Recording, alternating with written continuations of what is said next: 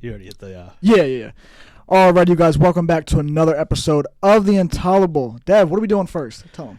Well, first we're going to shout out our sponsors here. We got Duppy, and then... Duppy, man. Got them. Well, we'll go with them first. We got Duppy. Like I said, go over there at duppy.com, type in the code The Intolerable. Go ahead, guys. Get yourself one of these shakers right here. I don't know if they have these ones out anymore. They rotate all the time and get new ones and stuff like that. But, cool anime one right here. Like I said, go on there, type in the code The Intolerable, get 10% off, because why not? And we have another one on our way, is Rogue Energy. But also the same thing. Go on there, rogue.com, and type in the code The Intolerable. The same thing is going to happen. Yeah. Another 10%, bro. It's a great name, too, Rogue. Yeah, exactly. We all go rogue every once in a while, Yes, I was going rogue last night. Yeah, hell yeah. Which leads us to our conversation of the day, man. Yes, it does. It was an interesting game. I definitely think it was a good one. So let me hear your thoughts first. I completely agree with you. I thought the game itself just awesome. Yeah. From the first quarter all the way through, I thought it was a well-fought football game. Didn't have a lot of penalties, which was nice. The penalties that were called were like legitimate penalties. So the refs didn't get involved in it, which was nice. Obviously, the outcome was not what I wanted. Not that I lost any sleep over it, but I did call the 49ers to win. I think I initially said that it'd be 27-21. Right. So I got the points close, and I just thought it would come down to whatever defense makes a play, and it really didn't. It came down to just kind of who had the ball last. Pat Mahomes doing Pat Mahomes things. I think at the end of the game, the 49ers defense just got exhausted. Yeah. They just seemed sluggish. They weren't getting after him the way they were. Kind of started getting beat by small little drag routes by Rice and Kelsey, and Pat Mahomes just that guy. Yeah, he definitely is. I mean, he just continues to, I think, prove people wrong, and every single time. At any time you count him out, he's right there to just be like, dude, I'll do this again. Yep. So you definitely can't sleep on him. He just keep cementing his legacy. I mean, as much as I hate to see it, I don't hate to see it, but I just hate to see it so quickly. It's, like I said, it just feels like the Tom Brady all over again, and here we are just being like, we just got rid of that guy. I know. and the NFL's like, nope, here's another. We don't need 20 more years of this. Yeah. I'm just like, look, man, can we just do this over time, spread it out a little bit? Yeah. But I think like you said, I think San Fran, they did early on. They were kind of getting after him and creating that pressure, I'd say, a little bit. And then I just think they just kind of fell off, and they just, like you said, looked kind of sluggish and weren't getting to him, giving him, and then it's just like the Chiefs were kind of just doing the same thing over and over. I mean, they would get in third down situations, and next thing you know, they're running just simple crossing routes, or Mahomes in the third one is running an RPO and he runs himself, and it's just the same thing that was happening over and over in crucial moments of the game. And that just is championship mentality. They're going to take advantage of that every time. Yeah, they came up big when they had to. Think about it at the very end of the fourth quarter when it's 19-16 and it's was it third down or something for the 49ers? Yeah, it was a 3rd and 4. They had the ball. It wasn't 19-16. It was tied 16-16. The 49ers, convert that third down. They pretty much get to run the clock all the way down and kick the field goal at the end of the game. Right. Defense made a hell of a play for the Chiefs, which ensured that, the 49ers got a kick with now 1:50 left, and Pat Mahomes gets all that time. Yeah, I mean, you're not going to stop him from getting to field goal range. Right. Yeah, and San Fran really kind of got lucky, to be honest, because the play when they were driving down before overtime, it's like they had, I think, 10 seconds left, and Mahomes had, I think it was Rashee Rice running a slant just wide open in the middle of the field. He could just hit him. Yep. It could have been a quick play there, call a timeout. You at least get one more shot at the end zone. Yeah. But because he took 4 seconds off the clock, 4 or 5 seconds, and it was a mishap that didn't happen with, Kelsey in the end zone, it's just like, well, now you got to just take the for sure points and go with it. But, yeah, I think San Fran was their own worst enemy. They honestly beat themselves. I'm not discrediting the Chiefs. The Chiefs obviously still played a hell of a game, and that was all great coaching and great play, obviously. I just mean San Fran, though. I mean, when you get 2 turnovers in that, I think it was either the first half or the third quarter, and you can't capitalize off that, you get literally nothing off those takeaways, especially in a Super Bowl game.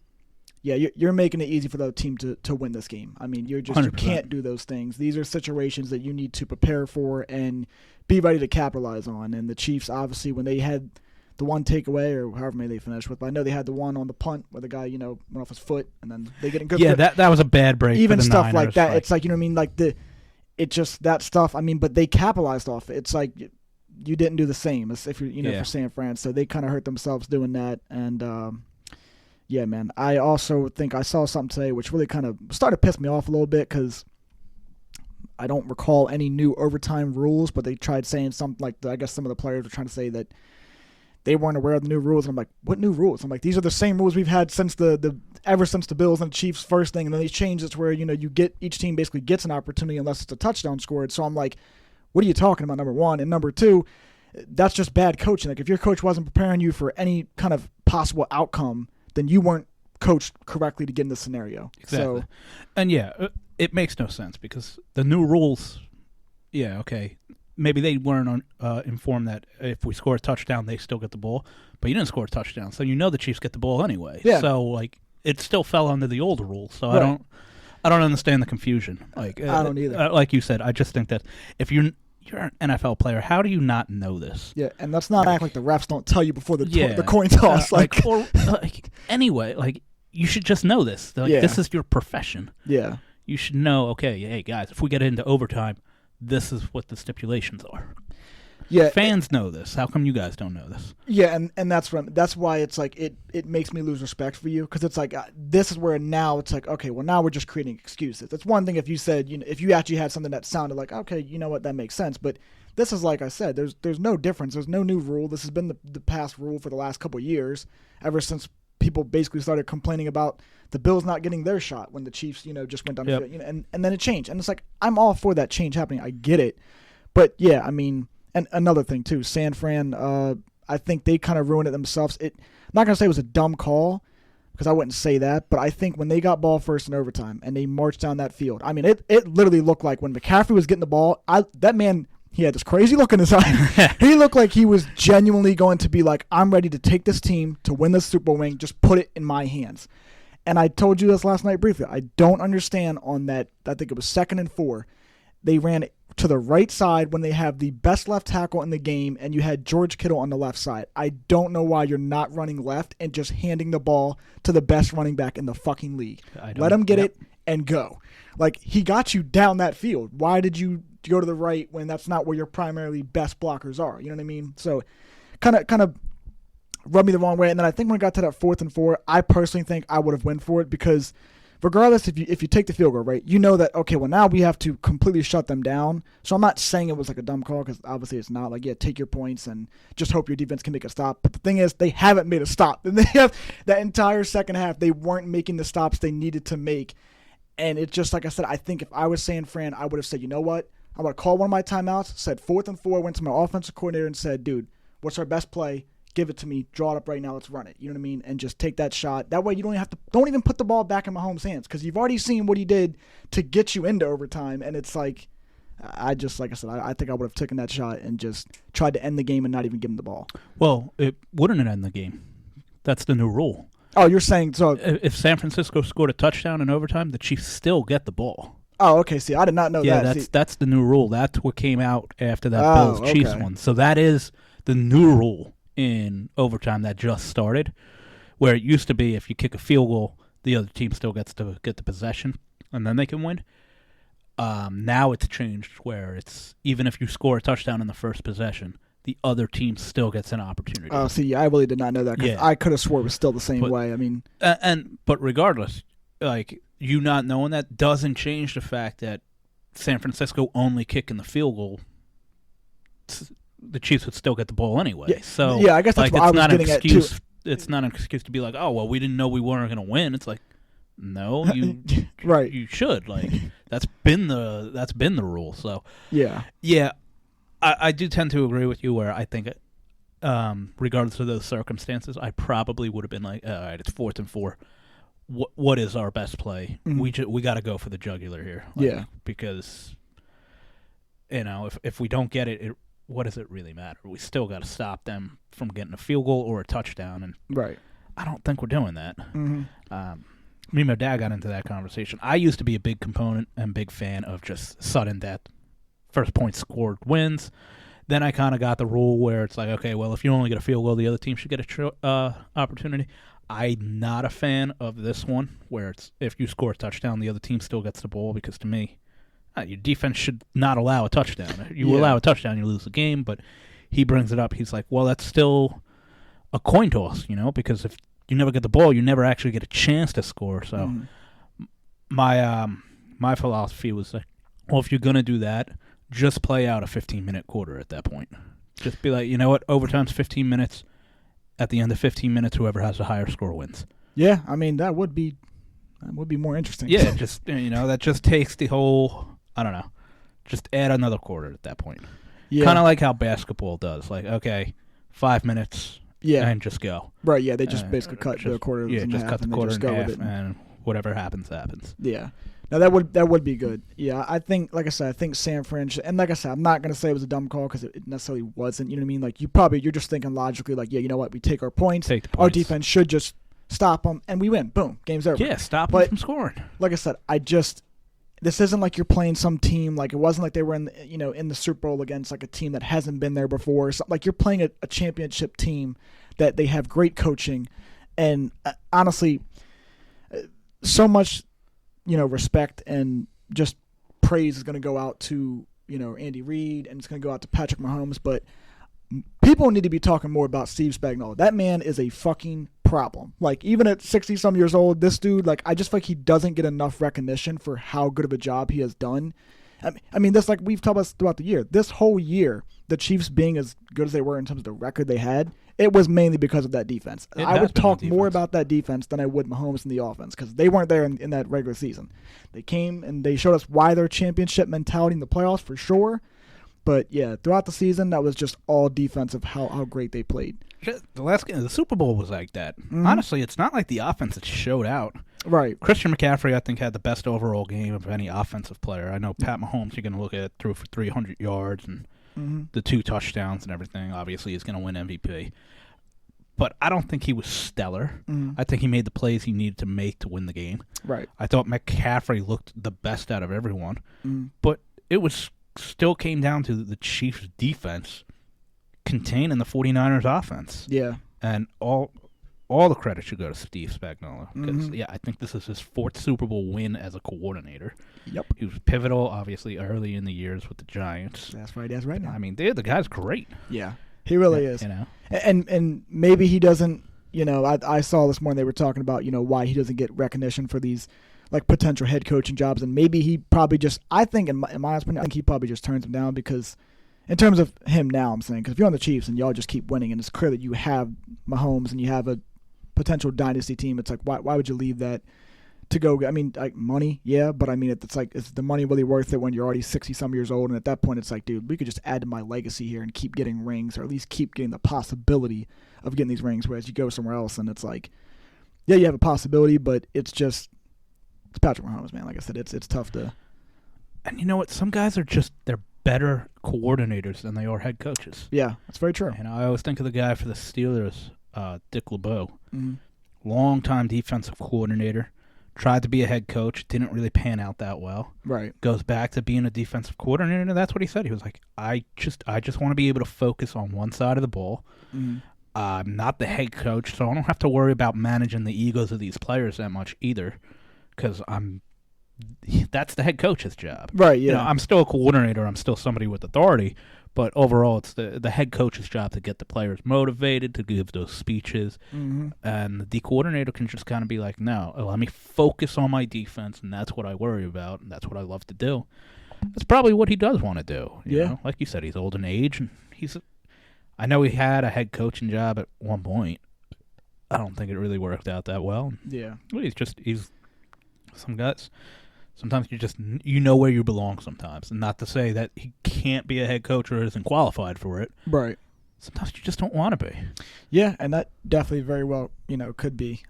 Speaking of coaching and positions and stuff like that, I do want to talk briefly about Coach of the Year. Because like I said, I know briefly talked about, but nothing too crazy. So, give us your thoughts on the whole Kevin Stefanski winning that. And then, well, in our previous podcast, I said that if D'Amico Ryans didn't win it this year, that the award essentially means nothing. Yeah. And I'm not. Yeah. Backtrack. I'm not going to backtrack. I'm not going to backtrack. I still think D'Amico Ryan should have won it. And I understand the argument for Kevin, the Browns coach. I didn't really look at the full picture with the Browns, with the multiple injuries, the multiple starting quarterbacks, and everything like that. But the reason I guess I overlooked that is also because the Browns were essentially supposed to be a good team, and he was the head coach last year. He's been there. Yeah. So really, what he did is he maintained he did his job. Yeah. Like, your job is, okay, well, injuries happen and shit happens, and you're a head coach of a playoff contending team. You got your team to the playoffs. That's what you were supposed to do. That's what you were hired to do. Right. That's what you did last year, or were right there last year. So, to me, it's kind of all the credit in the world to the guy. But I mean, D'Amico Ryan, he took over a terrible team with such young kids, and they're a playoff winning team. Yeah. I mean, that's. I just don't know how you don't give it to that guy. Yeah, I think like I said, for me, I couldn't. That was the only one I was actually really more so mad about, because, like I said, I saw that, I'm like, I don't understand this logic. I mean, like I said, I get what you just said, because yes, it does make sense. Like, yes, he maintained them, and he still kept them at a good record in terms of even still having the injuries and all those kind of things. But it's just like, dude, you look at, they even pulled this up, I think, when the Texans were playing the Ravens in that playoff game, and they were talking about, like, this is the first time, I think, that a rookie head coach led a rookie quarterback to, like, a playoff game or something like that, or the divisional round or something like that, in, like, the modern day, like, Super Bowl era or something. I just, like, that alone should have just accomplished him as coach of the year. Like, this is 100%. That's why I was like, I can't. And then let's not forget, they were a 2-win team the previous year. Like, to do that, and it's not like C.J. Stroud came in and it was like, oh, he's got veteran receivers and he has, like, a veteran. No. He was led with rookie receivers alongside himself. And, to me, like I said, that just kind of threw me off. I was like, wow, I did not see this coming for sure. So, and least we forget, didn't the Texans beat the Browns in the playoffs? Yes, they did. Gave him a good old spanking. I mean, the coaches went head-to-head, and he spanked the crap out of him. So yeah, that one, that was highway robbery right there. I disagreed vehemently with that one. Mm-hmm. There's a couple. There's another one I disagreed with, but I'm going to say, is it Defensive Player of the Year? It is Defensive Player of the Year. Not that Myles Garrett wasn't in the running, shouldn't be considered for it. And I know the argument a lot of people are saying, it's like, oh, don't just look at the stats. Myles Garrett was double teamed more than any other player in the league, and he also had a higher win percentage in his double teams than any other player in the league. Well, you're a defensive lineman. You're going to get double teamed a lot more than an outside linebacker. Because you're on the D line. Yeah, you're the on the linebacker D-line. can be in coverage. He can be, on the line. They're game planning for the double team with you because they know, 90% of the time, 95%, you're coming. Yeah. And T.J. Watt, he might be coming, he might not be coming. Oh, shit, he's on that side of the field. He's on this side of the field. He's dropping back in coverage. I can't double team him all the time because I don't know where he's going to be. I don't know what he's going to be doing. Right. I just thought he was a more disruptive force than Myles Garrett. Yeah. I could disagree with that as well. Like I said, I think T.J. Watt is just, he's just a problem. But, yeah, I also think that to say that it's to act, I should say, that T.J. Watt wouldn't get double teamed, like, that's a little bit delusional. I mean, like I said, T.J. Watt, let's be realistic, he gets doubled. He gets doubled. I've seen plenty of games where that man is definitely getting doubled. Like, absolutely. I mean, so, but hey, man, like you said too, you can't discredit, obviously, Myles Garrett, he gets doubled, he gets pressure, he gets sacks, like the numbers are there for sure. So that one, like I said, I'm not as I should say pressed or whatever about, but yeah, definitely was something I was like, that probably could have gone to TJ, or whatever, but is what it is. I think every other one, though, I was actually surprised that Comeback Player of the Year did go to Joe Flacco. That one actually caught me off guard. I was surprised with that. Yeah, because I'm happy about it. Oh, yeah. That's a happy surprise. I really just was caught off guard because, everybody, before the season even started, like, he was literally the favorite, and even through the season, he was still the favorite. So I'm like, that kind of actually really is insane that they did end up just being like, Joe Flacco. Like, I was like, didn't see that coming at all, but it happened. And I know I previously said, I don't think he quite qualified because he only played like 4 or 5 games. Yeah. But I still think he's more qualified than Hamlin to win it, just because at least he played and was, impactful when he played. It's so I was happy to see that the NFL at least gave it to a guy that had played and did something with his performance, right? As opposed to just giving a fucking participation trophy out.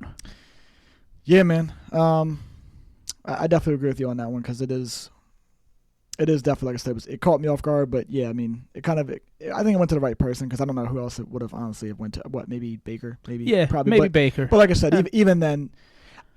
I don't know. The award I feel like is really just changing. It used to be an award where it's like, okay, yeah, you're coming off an injury that makes you come back play of the year if you had a great year. But like now it's more so just like, oh, you came off the couch? Oh, you did this? Yeah. Oh, hold on, you came back after being written off for 12 years? Like, all right, what are we calling a comeback now? Like, I mean, exactly. If it takes you 12 years to get to the spot, like, are we really going to call that a comeback? Yeah, you didn't really come back from anything. I'm just like, come on, man. It's insane, yeah. But, yeah, definitely already. It sucks that the season is, already over. I will be going through withdrawals, but be all right. We got March Madness coming. That's true. Yeah, March Madness will definitely help with cooling us down and stuff. Which I got to start actually getting into that and checking the rankings on these guys so I can start getting ready for my freaking brackets and stuff. People come like, dude, how'd you call 3 of these upsets? I've been doing my research. I think the other thing that kind of surprised me with the awards, not that he won it, but the fact that he almost unanimously won MVP. Lamar. Wow, yeah. That was a little surprising to me. I thought there'd be more first place votes in other players, Josh Allen, Dak, Brock. Just because it was such a season of, I don't want to say mediocrity, but there was no clear-cut runaway winner. Sure. Yeah. The fact that he was 49 first place votes and only just one. That surprised me because and you know who the one was for? Yeah, it was Josh Allen. Make sure. The first time he won it, unanimously winning made sense because he had a rock star year. Yeah, he did. Yeah, but like for him to almost unanimously win, and I know like really nobody's gonna remember whose unanimous wins or losses in the MVP when you're looking back at it in 20 years anyway. Right. But because it happened, 5 days ago, and we could talk about it, we're gonna talk about it. There you go. That surprised me. Yeah. Because it's like, dude, he really didn't have an excellent year like that. Yeah. I don't know really who they allow to put these votes in, but I think these guys are on crack. Like I said, they're on some sort of drug, man. Something I want to take. Yeah, they're on something for sure. Because like I said, I'm just like you on that one. I don't understand how it kind of was, so landslided. You know what I mean? Nothing against, like I said, Lamar. Like it would have been the same if they would have put anybody else in there and been like, and that person, like if it was Brock that had 49 unit, I still would have been like, yeah, okay, that's fucking absurd because like we've said, no one really had a blowout year to where I'm like, yeah, you 100% deserve this. It really could have gone anywhere. And the only person I would have said unanimously or close to it would have been Christian McCaffrey because you can't deny what that man did this year. like who didn't even get one first place. Yeah, so that to me, no, you're good. So it's a little, like I said, it's just a little bit insane. I think I did start to get mad at the fact that Stephen A. Smith started going I don't know how that man has a job, but he started going on some tangent about how the one guy that picked Josh Allen, like he must really hate Lamar, or like he was basically trying to call the dude like, I don't want to say he called him stupid because that'd be putting he didn't say that necessarily, but he was just trying to make it seem like that guy just had something against Lamar, and I'm like, because he voted for Josh Allen, I'm like, who? I didn't even think about it the way that you had said it when we had this conversation about, well, yeah, if you take Josh Allen out of, the Bills and when they were on that stretch of, like, losing, and then, like, if you take him out, they don't come back and finish the season strong and win those games. Because they don't. Even though, yes, they got better in the run game, they still need Josh Allen to air the ball out when necessary. And then on top of that, he provides a ridiculous run game for his size. So, yeah, I didn't even think of it from that perspective. And then when I did, I just was like, yeah, that kind of makes a lot more sense. So, like, when I saw Stephen A. say that, I'm just like, bro, this is what I say about Lamar. It's only when it comes to him. Somehow people find a way to just be like, oh, well, it was unanimous. No, the fuck it wasn't. It wasn't actually even, to me, like I said, you could have went any direction, and I probably would have been like if they would have came up and on that award night and been like, your winner, Dak Prescott. I probably would have been like, believable. Like, I would have actually been like, you know what? Came a little out of left field, but yeah, okay. Yeah, you know what I mean? Like, that's what I'm saying. I wouldn't have been shocked because, like I say over and over, it just wasn't that good of a year in terms of the league of how it is now and how it's such a passing league and all that. Like, it wouldn't have thrown me off guard. No, me either. It's just we got to keep it real. It went to him because he was on the best team in the fucking NFL. Yeah. That's why it went to him. Yeah. He's the quarterback on the best team in the NFL, so everybody thinks he's the most valuable. It's like, dude, that team is a playoff team without him. Yeah. They have a formidable offense, best rushing offense, and the best overall defense in so many statistical categories. Like, right. That team's gonna win. Oh yeah, for sure. They're gonna win, despite their quarterback. They would win. Right. You look at it, and it's like Lamar was very pedestrian in a lot of his games. That's fine, you know. But it wasn't like, to me, where I'm not saying he shouldn't have won it or anything, but to almost unanimously win it, I'm with you. If they would have came out, Dak Prescott, Brock Purdy, Christian McCaffrey, I would have been like, yeah, okay. Yeah. You know, Josh Allen, okay. And if they would have been like, well, he won by one vote, it's like, yeah, that makes sense too. That also too. Yeah, nobody really ran away with it. So right. The fact that Lamar almost ran away with it, I mean, it makes me really question the voting process at this point. Right, yeah, because I do wonder, like, you know, how the hell is this process really going down? Because I don't understand that, you know? Like, are people really wowed by the year he had? I'm not. I mean, it poses also the question, like, are they really watching or are they just casuals? You know what I mean? People that just maybe dip in a couple games that he exploded, and then they're like, unanimous. Like, doesn't work that way, bro. Is it recency bias because he did have 2 phenomenal games at the end of the year where that's what people remember? Right, yeah. It's like, oh, man, well, think about what he just did. Oh. Right, yeah. And that's how they base it. It's almost like boxing. If you ever watch boxing and people are judging the rounds, they, like, remember the last 30 to 45 seconds of the round and base their decision on who won the round off of those 35 seconds. And it's like, oh, man, he hit a couple good punches and he was really aggressive at the end of the round. It's like, yeah, well, the first 2.5 minutes he was getting his ass kicked. But, like, they forget about it. And it's like, it's just what they last remember and saw. And it's like, oh, yeah, he wins the round. Like, what are you guys watching? Yeah. Are we watching the same thing right now? Yeah, people, like I said, man, I think there needs to be some kind of change to this voting process, like if this is the way that it's going, and this is however they base their decisions, because I definitely think, like I said, we could have done better. But, you know, I think for the most part, every other award there, I think, went to the guy that I think we either predicted or just made sense, at least. So C.J. Stroud winning. Yeah. Will Anderson winning. Yeah. And then McCaffrey got offensive play. Makes sense. Yeah, those all, I don't really think those are up for much debate. Yeah, like I said, I think those all, you know, they just kind of flew in exactly what, like I said, what we predicted or what just made sense, you know. So there's definitely no argument there, but definitely was just some that I knew we had to get on here and talk about because, like I said, some of them I was like, this has to be a discussion. Like, there's no way. The D'Amico Ryans one that to me is robbery. Yeah, they must have a thing for the Browns this year. Maybe, man. You know, Flacco will come back. Myles Garrett getting his participation trophy. This is true. Straight up, I'm sorry. That was I don't know if that was a political move to not piss off people or, you know, they don't want to vote T.J. Watt too many times. That's just retarded to me. Yeah, I think no matter what, as much as we may hate to see it, you know, like, I mean, it just has to go to the guy that I think makes the most sense. And, like, you know what I mean? Because it's like, you can't just give something out just to avoid, you know, like you said, like, oh, we might get backlash for it. Like, dude, fucking stand on business, dude. Literally, just if this guy had if this guy had an MVP year, give it to him. Don't turn around and be like, well, there might be some backlash because we didn't pick Lamar this time. Like, it doesn't fucking matter. This isn't about making someone feel good. It's about just fucking acknowledging, like, how good of a season they had. And if it's right there in front of your face, fucking tell it in front of the league because we saw it. I had to watch it all damn year. Like, come on, man. It's funny. Like, I read this and I was like, that kind of makes sense. Like, in a very black and white type of way. It's like, well, these awards, like, oh, you got to look at more than the stats. And it's like, actually, isn't that what these fucking awards are about? The stats? Like, isn't that actually what we're giving? These are individualized awards. Right. So aren't your stats the biggest component? So the fact that Watt has every single statistical stat better than Garrett, shouldn't that say, yeah, he gets the award? Yeah, right.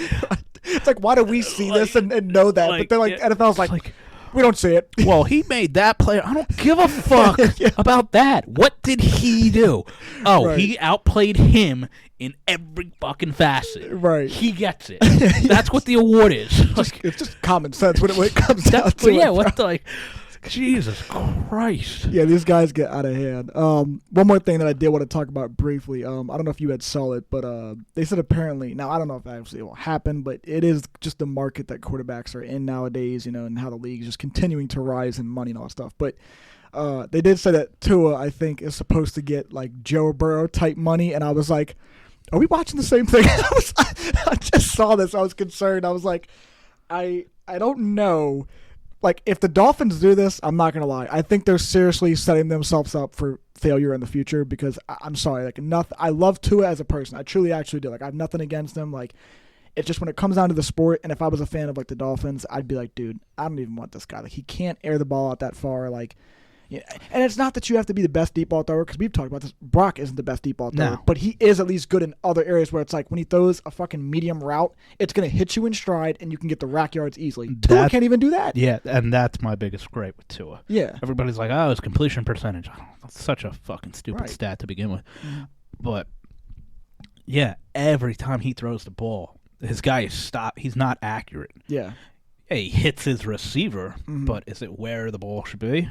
No. Not really. And that's why I like Brock Purdy. You watched, the game, the Super Bowl, just the Super Bowl alone. It's like, yeah, some of his passes were bad. He did look a little uncomfortable at times. Yeah, I definitely Spagnola's blitzes are definitely, his schemes are, Jesus Christ, man. You don't know where they're coming from. Yeah.